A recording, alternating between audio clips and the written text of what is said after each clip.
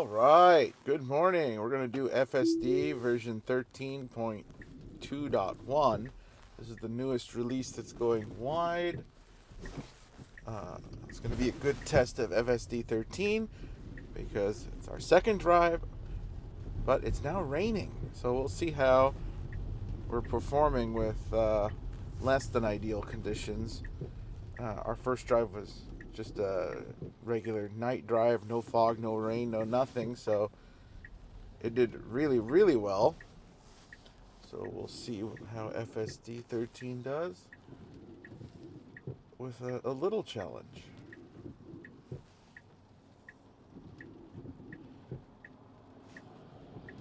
Okay, still not taking the option to take the middle lane. I've seen on YouTube that it does for other people. So it still waits for the hole as opposed to getting into the middle lane median and then waiting and then coming over, which you can be stuck at a 3 or 4-way uncontrolled intersection for quite some time if you had to wait for 2 holes to be open for you.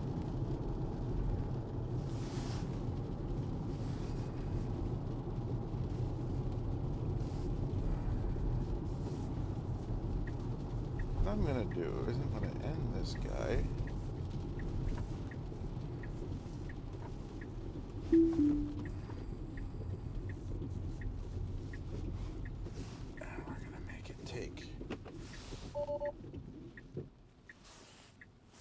We're going to make it take the 2 roundabouts.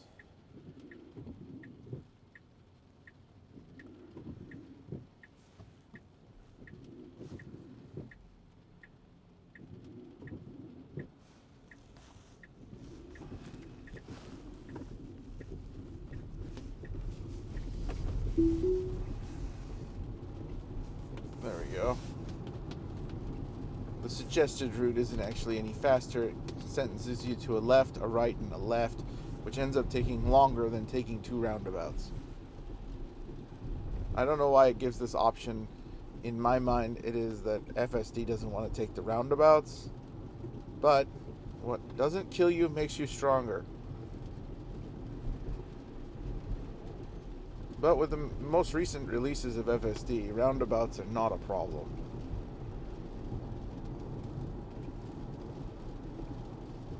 Let's see how confident FSD version 13 is going through 2 of these. It's been doing really well, but it does wait a little bit longer than a human would. Or it's a little cautious, which in itself isn't a bad thing, but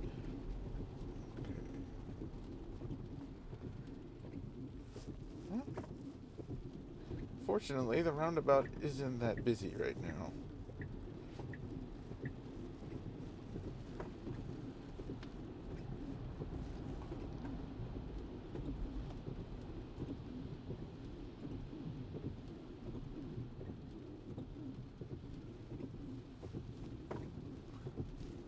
Very good. Very good.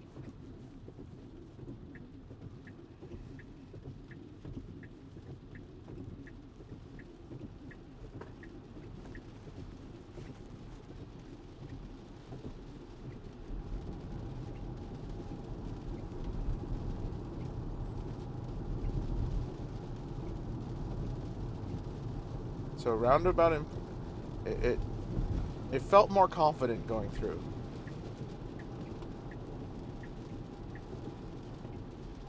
That's interesting. We haven't gone to the right lane yet for this, even though oh, there we go.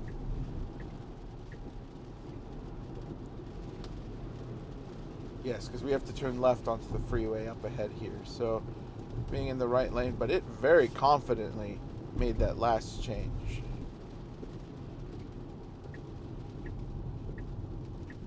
Okay, you're going straight for the inside left lane. Usually it'll pile up onto the right one. Seldomly does it take this one, but she's...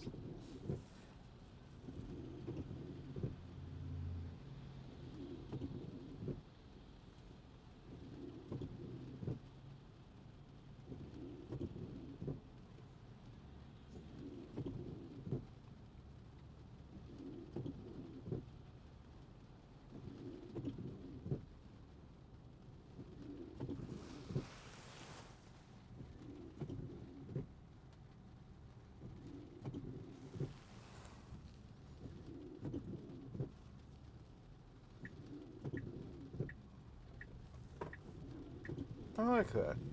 Puts on the turn signal as we roll, so it doesn't annoy you with the...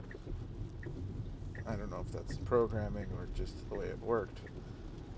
Okay.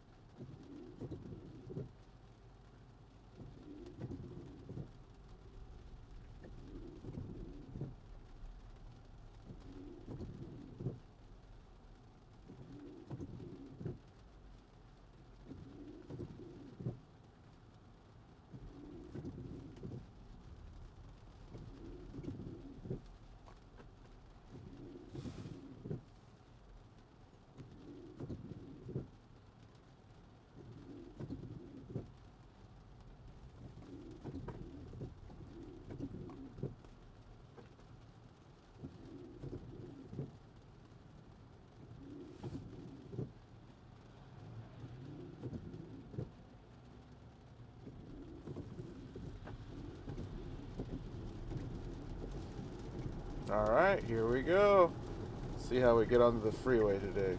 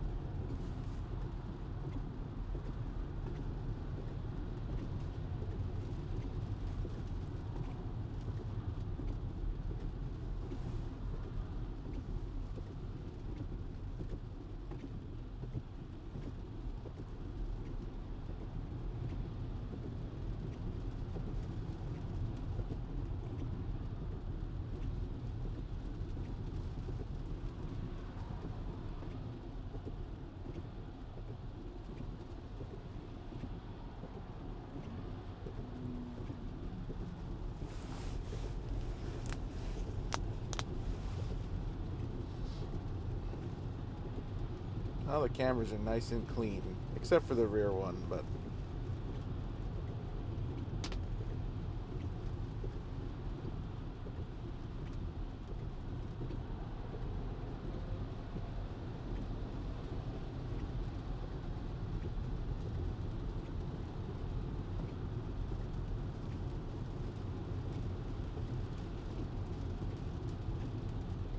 and to our right here we have a Cybertruck with what looks to be a QR code on the back.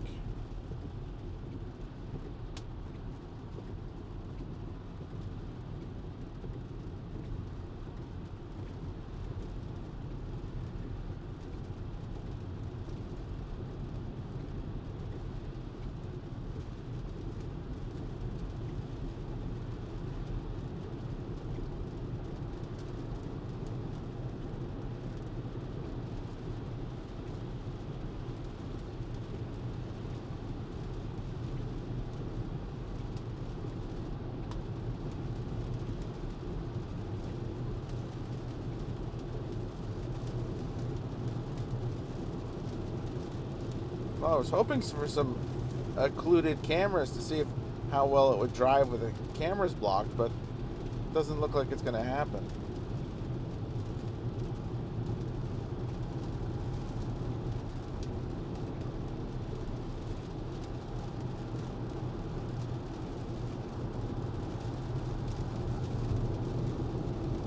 Alright, we're within the 1 mile mark, so at some point FSD is going to set up for our exit.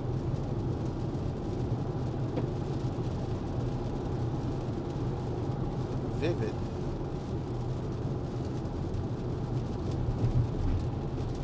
I do not know what that is. It's just a QR code that says Vivid in the middle.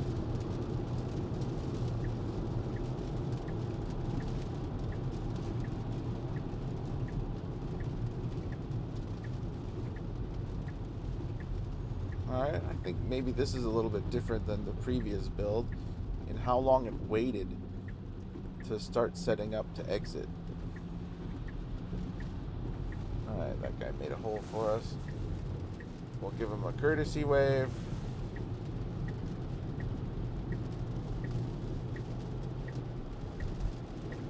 And there we go.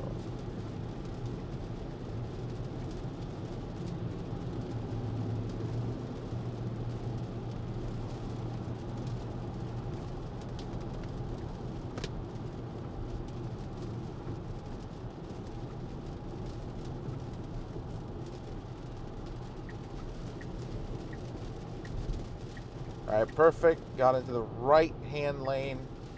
We'll monitor this for the next few days. So no previous builds. It ends up in the left lane and tries to turn almost left and then tries to correct here. It just doesn't work. Once the cars are piled up, there's no recovering unless you want to be that guy. Ooh, this is a little bit new. It's kind of sticking its neck out forward after stopping, because this intersection is a weird shape.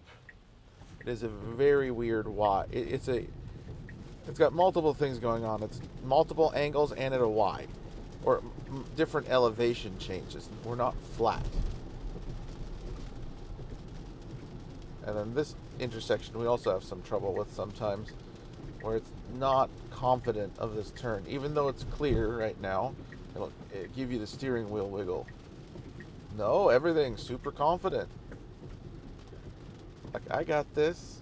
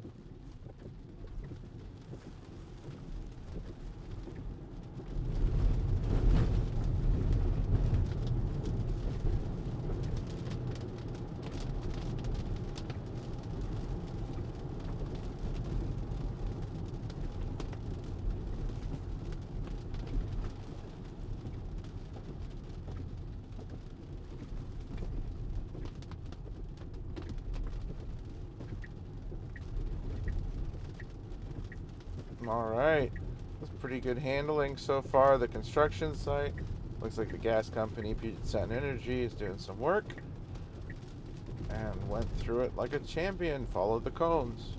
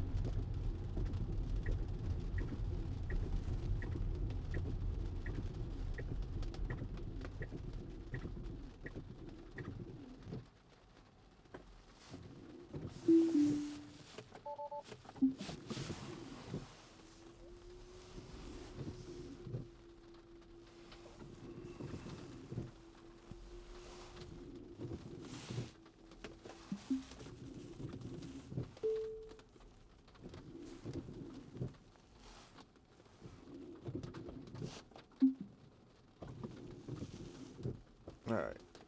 What we're going to do here next is go to our browser.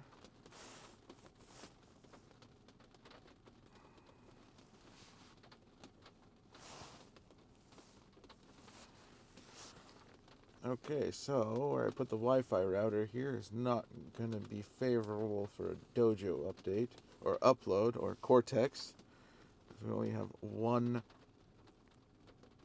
little basically bar. We see the Wi-Fi router, but we're not moving much data through it.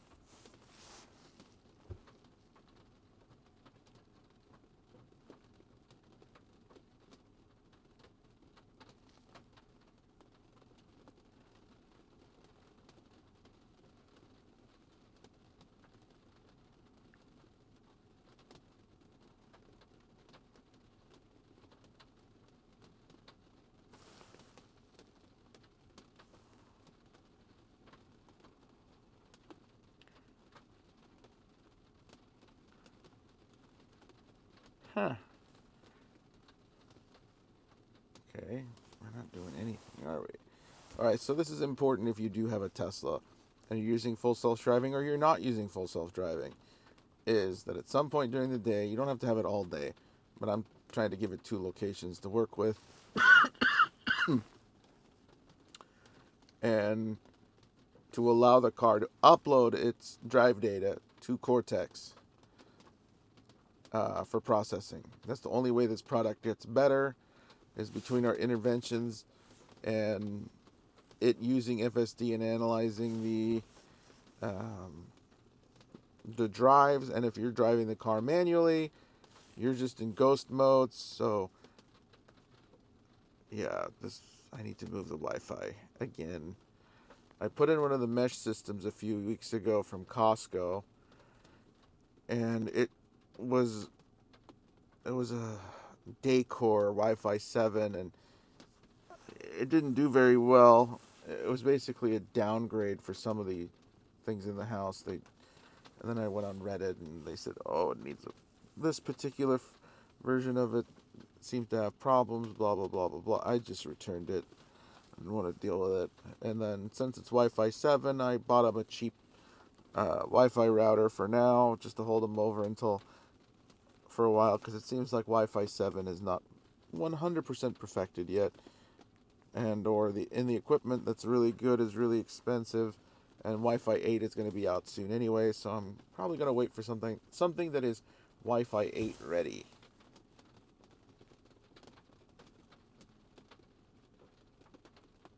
Oh geez, even though we have 2 bars, The router's about 40 feet to my right, and at the exact level of the car. We're not moving anything. Man, this give me 10 up and 10 down over a 3-hour period. I mean, that'll move some data. Not much, but just enough.